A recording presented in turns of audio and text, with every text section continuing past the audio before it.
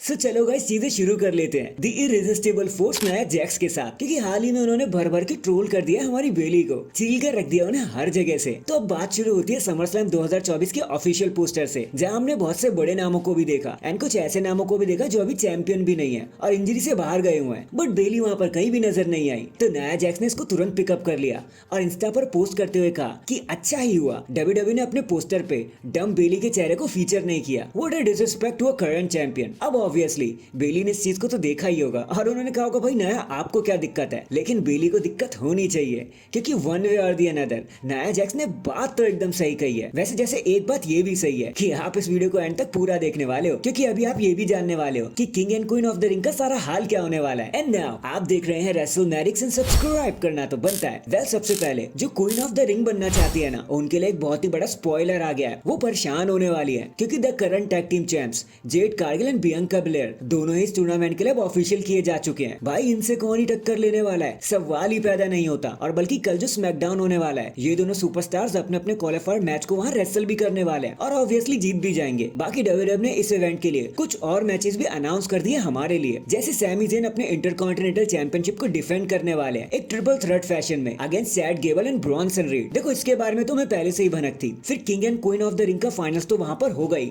जो भी जीतेगा। देन लिव मोर्गन चैलेंज करने वाली है बेकी लिंच को for the first time for the women's championship and Cody Rhodes and Logan Paul तो वहां होने ही वाले हैं। उनको भी रूमर किया जा चुका है क्योंकि वो पोस्टर के पार्ट है। बाकी इनके मैचेस क्या होने वाले हैं वो तो आगे आने वाले टाइम में हमें पता चल ही जाएगा, तो जरा सा वेट कर लेते हैं। Hashtag Saudi Arabia. नेक्स्ट जब से CM Punk and Drew McIntyre एक दूसरे से क्या मिले, तब से इन दोनों स्टार्स के बीच में चूहे बिल्ली का खेल शुरू हो गया है। कभी सीएम पंक नहीं होते, कभी ड्रू मैकिंटायर नजर नहीं आते और ये सिलसिला ऐसे ही चल रहा है। और देखो ऐसा हुआ भी क्यों, क्योंकि दोनों ही स्टार्स इंजर्ड हो चुके हैं। डब्ल्यूडब्ल्यूई इनकी फ्यूड तो नहीं करा सकती थी, बट वॉर ऑफ माइक्रोफोन तो इन्हें जरूर दे सकती थी और वैसे ही कुछ उन्होंने करके भी दिखाया, इसलिए उन्होंने वही करना सही भी समझा। But according to the reports finally WWE ने प्लान कर ही लिया है कि इन दोनों स्टार्स को एक दूसरे से कब बुक करवाना है, कब भिड़वाना है। डेट एक्सपेक्ट की जा रही है जून जुलाई के आसपास की, जहां पे WWE clash at the castle event करने वाली है। तब तक दोनों ही स्टार्स काफी हद तक ठीक हो जाएंगे, 100% ही ठीक हो जाएंगे। हो सकता है इस इवेंट को ये लोग मेन इवेंट भी कर ले। वैसे अगर जैसे चीजें स्ट्रेच हो रही है ना, तो ज्यादा से ज्यादा समर स्लैम तक ही स्ट्रेच होने वाला है, क्योंकि इस साल तो ये मैच 100% ही होगा और वो भी एक बार नहीं मल्टीपल टाइम्स,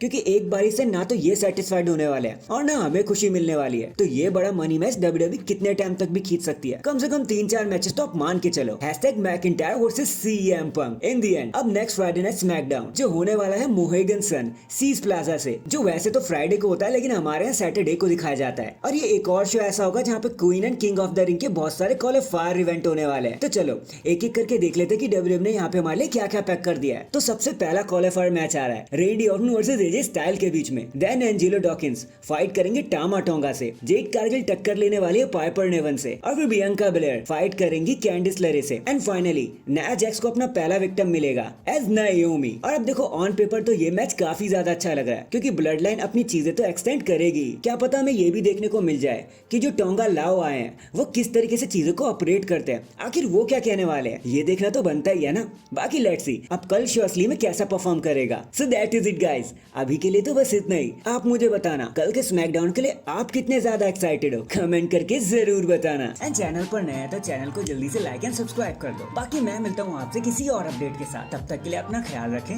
और खुश रहें।